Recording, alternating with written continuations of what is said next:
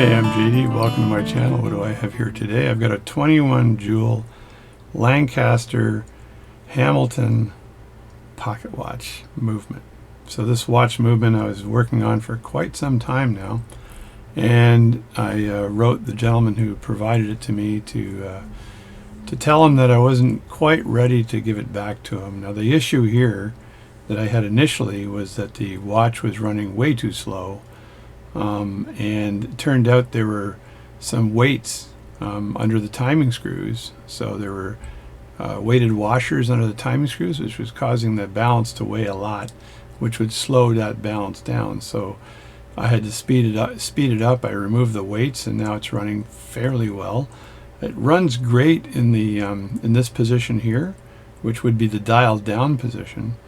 Which is a shame. In dial up position it doesn't run as well, so I need to have a look at the pivot, and I think it's the upper pivot I need to look at. So grab my little tweezers here. So here's the balance here, and the balance and the hairspring, and this is where the upper pivot would be. I actually had to reshape this hairspring as well because it wasn't shaped properly, and I got great amplitude and great timing with this watch. After that, when I turned the watch upside down, the amplitude dropped, which means there might be a problem with the upper pivot. And I told the gentleman that I don't want to return this watch to you with a problem in the upper pivot. So the worst case situation here is that I have to actually restaff this balance because the pivot is worn. The better case situation is I'm able to condition the pivot and figure out what that problem is and get the amplitude or get the friction to be a little bit lower on that upper jewel right here. And then if that friction is a bit lower, by either burnishing the current pivot that's there or looking at the jewel. There was no issue with the jewel, so it's got to be that pivot somehow, some way, right? So we're gonna have a little look at that, remove the balance, which I hate to do because it took me a lot of work to put this whole thing together and get it running again. I'm going to wind it up though and have a look at the amplitude. I've been out of town for a while, so I'll have to wind this up and then and see if I'm still getting good amplitude from with the dialed down position. Alright, here's the movement here, this very beautiful Hamilton Lancaster 21 jewel movement. And what I would do is take my iPhone here, as you can see. Try not to block too many things, and zoom in on the movement on the balance. So I'm going to turn this around a bit so I get a better view of the balance here, and you folks get a better view here. So this is a bit tricky, but let's see if I can do this. So there we go, and I will record that in slow motion. So now I'm recording this in slow motion, and this is to see visually what the amplitude is. So you just use your slow-mo on your iPhone, do it for about 3 seconds usually does it, and then when you play it back, I play that back. Let me see if I can show you this. There we go, and we can see the amplitude is just around 365, a little bit more maybe, but not bad right now. It doesn't have a giant wind on it, so but it's doing pretty good, and it'll work itself in a bit better. And what I wanted to make sure was that the yeah, see, now it's improving. I wanted to make sure that this balance was going to operate in upside down. So, because before I noticed the amplitude cut back a bit upside down, I'm not sure whether it's worth the effort to actually restaff this, because I think the only way to fix this, there would be a little bit of friction here that would cause that. I know all of this was oiled nicely, and as pivots, there should be no issue there. But there might be, I might have to have a look at the upper pivot to see if there's any undue wear on that upper pivot. And then I would have to restaff this watch completely, which is another job, and it's running quite well right now. So not sure if I want to do that, and not sure if the owner wants me to do that. I'll have to call him up and see, because it's extra expense and at least another month and maybe 2 months, because I've got to order the staff and then I've got to restaff it.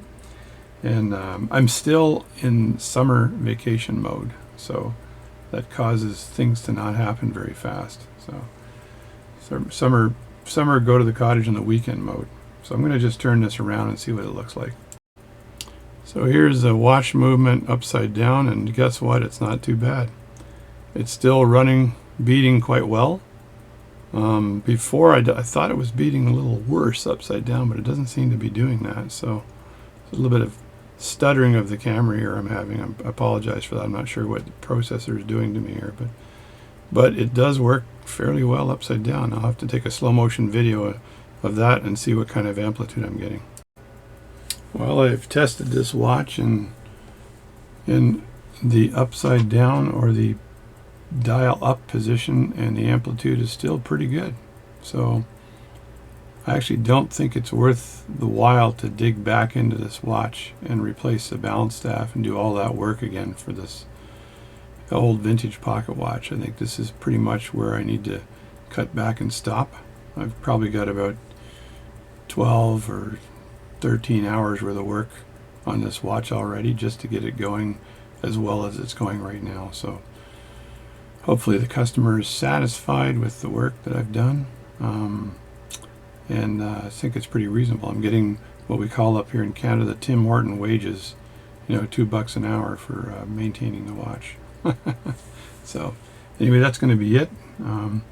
Beautiful 21 jewel old pocket watch. Now I'll just reassemble this guy and then see how well it runs reassembled, and then run it for a couple days and get it going. You notice that the regulator is all the way over here to a slower position here. The only way to get that to center now is to add more weight to the balance somehow. But now I'm playing that weight game again that I was playing before, and it's just not worth it. It's again, you could spend another 20 hours working on this watch trying to get that to work absolutely perfectly. So in this case, it's pretty darn good from when I received it, when it was running ridiculously slow, and now it's pretty much on for the 18,000 beats per hour. And I don't believe it's worth going into this anymore, this old watch anymore. So that's where we are with this. It's a cool old vintage pocket watch. I wish that this didn't have this markings on it or whatever the heck this is. It's just age, I guess, related on this gear. So hopefully the customer is not going to be upset with that. I don't think there's any way of curing that problem. So that's where we are with the watch. Thanks for watching my videos. And I think you watched a lot of videos on this particular watch, but it's ticking fairly strong right now, which is nice. So thanks again, and I'm going to publish this video right now and move on to the next watch. Alright, JD here again. So one more thing I'm going to do with this watch is my last ditch effort. This is on slow, this is fast, but you see it's right at its limit. So what I'm going to do is take the balance off again, which is always dangerous, of course. And then I'm going to back off the timing screws to slow the watch down a bit. Then I can move this arm over. So we're going to do that and see if that helps move that arm over so we can get 18,000 beats per hour and have no issues at all. So the first thing I need to do is take the power off the watch. Let me just adjust this camera just a bit. So I want to take the power off the mainspring here so I can work on the balance. So I just put my little probe in there, little stick in there. You can use a toothpick or something else, but I'm just using this little probe. And I'm very carefully trying to back this power off of the mainspring without causing any issues here. So let's just back this off nicely. I got some pressure on the back end of the this bench key, and this allows me to I think that's done right now. Is that done? Yeah, that's done. The power is off, and then the watch just slows down. The mainspring just slows right down. So now I just have to take out the take off the balance cock. So I'm just going to put a little tiny bit of pressure here and that allows me to unscrew the balance here. Let's see if I can do it right here. Let me just get down in close and dirty.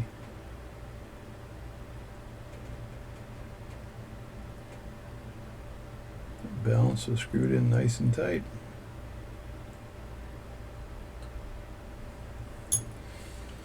I've done a lot of work on this watch. I'm telling you. Just going to put that screw way out of the way there. And now I need to shift this up just slightly because I want to take the balance off and then put it on the balance tack. So we back off the camera again.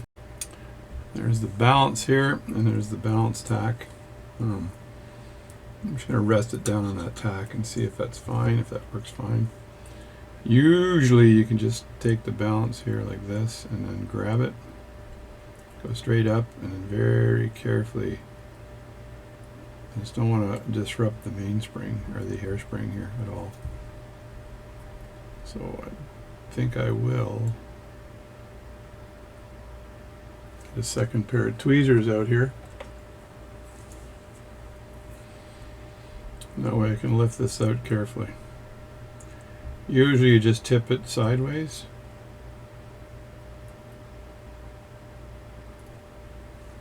Like so. There we go. And then put that on the tack. Again, the tack is not far over enough, so I'm going to have to adjust that very quickly while I'm holding the balance. Just move that over like that, and then I want to make sure that just goes down nice and easy.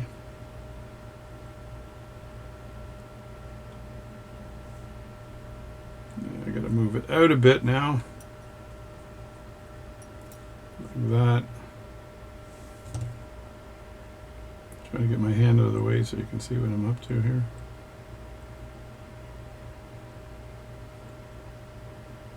And there we go. So there's the balance now mounted.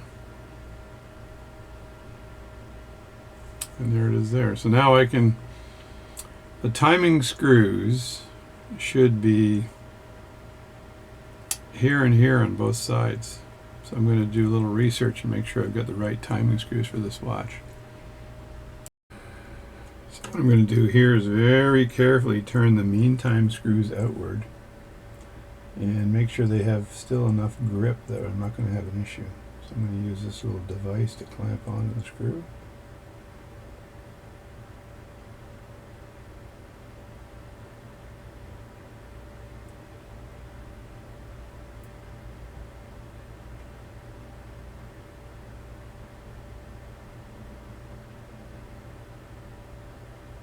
That's one turn.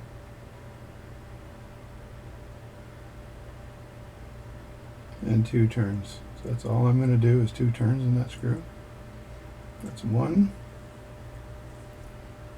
And I'm going to grab the other one. Oh, look at that. I just smucked it. So very carefully put that back.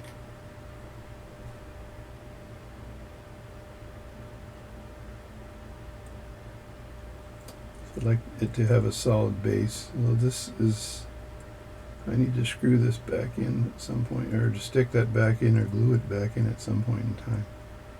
Because as it is now, it's not glued in.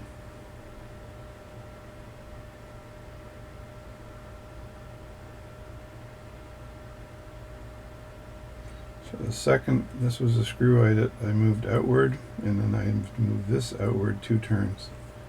Very carefully. So this is scary stuff.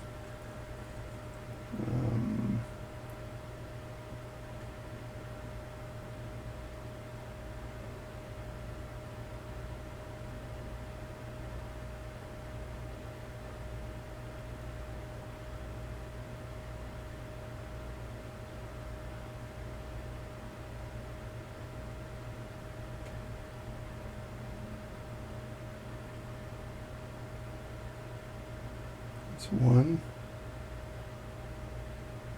and that's two. That's enough. I don't want to do that anymore. So that's it. have a look, make sure my pivots are fine.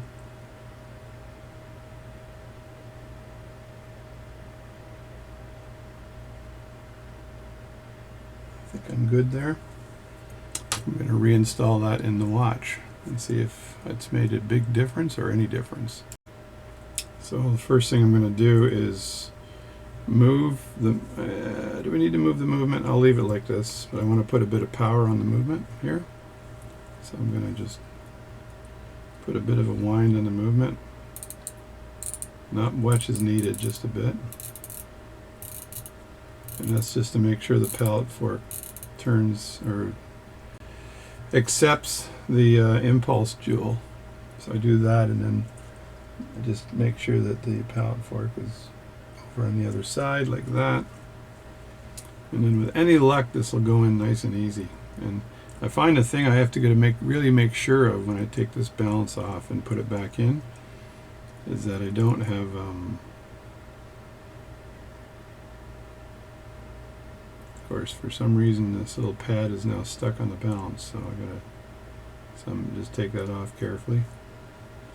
And I want to make sure that the balance is accepting it, so I'm going to go this way and underneath, but I want to make sure that the spring, the hairspring, doesn't actually get stuck over that wheel, because that sometimes happens, and that's kind of nasty. But I'll just lay this down like this, and then I'm going to adjust it.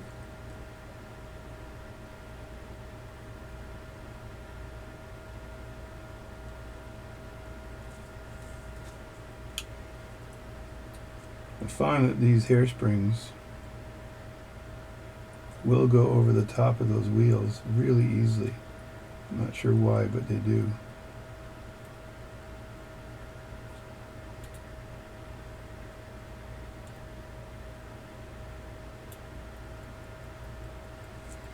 There, I got action, which is really good.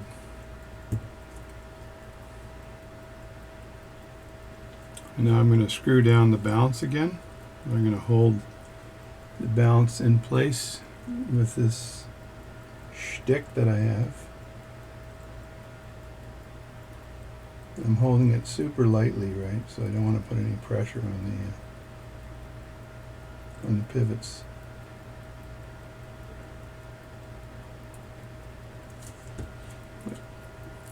Like that, and then I'm going to screw this in. Trying to get myself out of the way so you can see it on camera.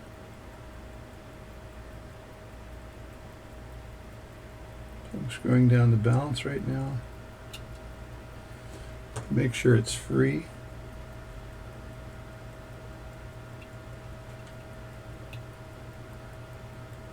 When you tighten the balance, you just have to make sure that your pivots aren't getting squished. So that worked. So there you go. And now I got an app that I use sometimes. It's a clock app, but it does help me sometimes to see if I've done anything that if I've improved in any way the regulation in this watch, right? So it should be running just a bit slower right now because of what I did. So I'm going to just wind it up a bit here, put some tension on the mainspring, and I'm going to get this app out. And this is a pretty good app for watchmaking, but I'll show it to you in a second. It's a cuckoo clock calibration app, right? There it is there, and it gives you the beats per hour, which is kind of cool. And I can use this just to have a quick look. It's called Cuckoo Clock Calibration. Highly recommended. So if you listen to this closely, I'm going to back off the camera just a bit so you can see the nonsense that I'm up to right now. And let me see, I'm trying to adjust my camera here. And now I'm going to shut up and see what kind of calibration I got.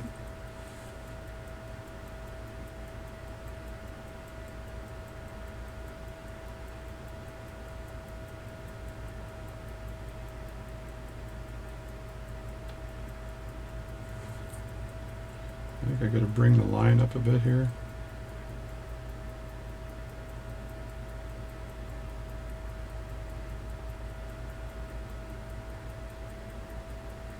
Now you see how that's 17,951 on the back?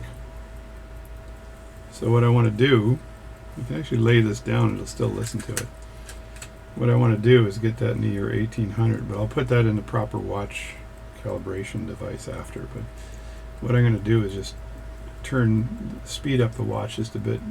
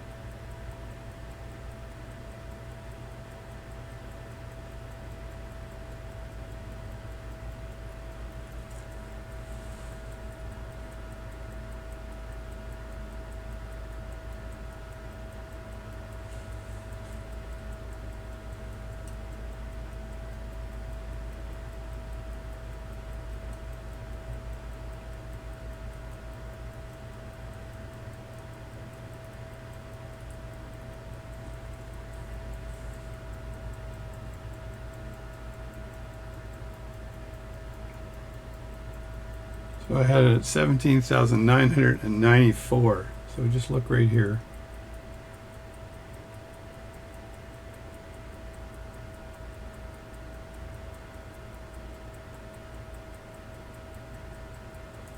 Yeah. 17,991, and this is almost at center, which is perfect.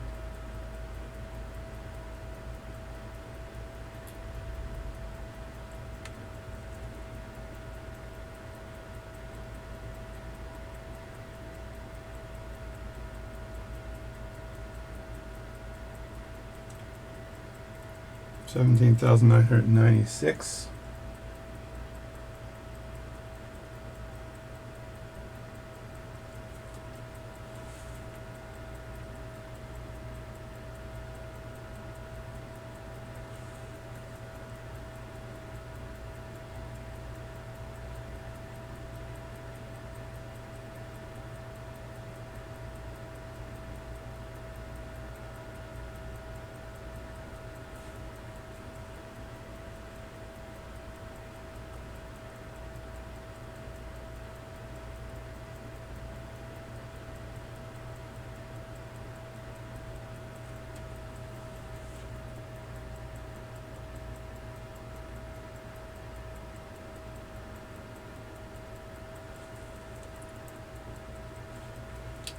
Just do one more small turn and that's it.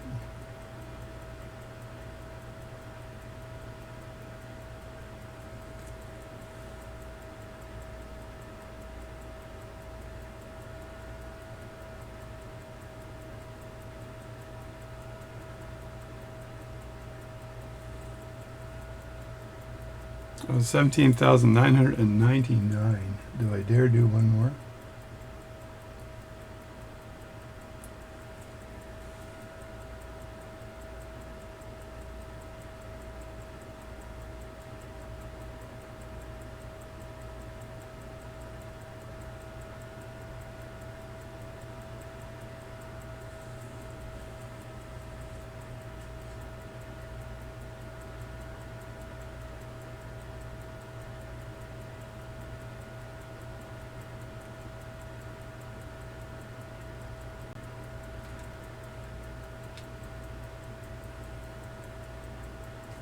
No, I didn't capture the right one there.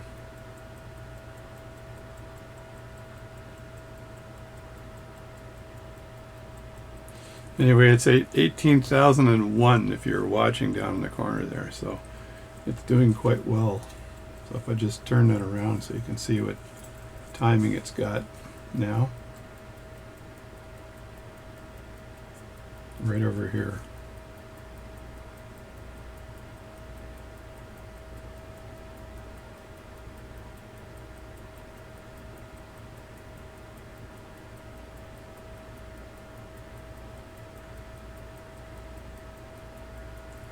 That is pretty friggin' good, I would say. So that, what I did there was turn that back, and I'll talk to you in a second. I'll tell you what, I'll talk to you in a second. All right, here's the end result. So we got amplitude is running at 223, which is pretty darn good.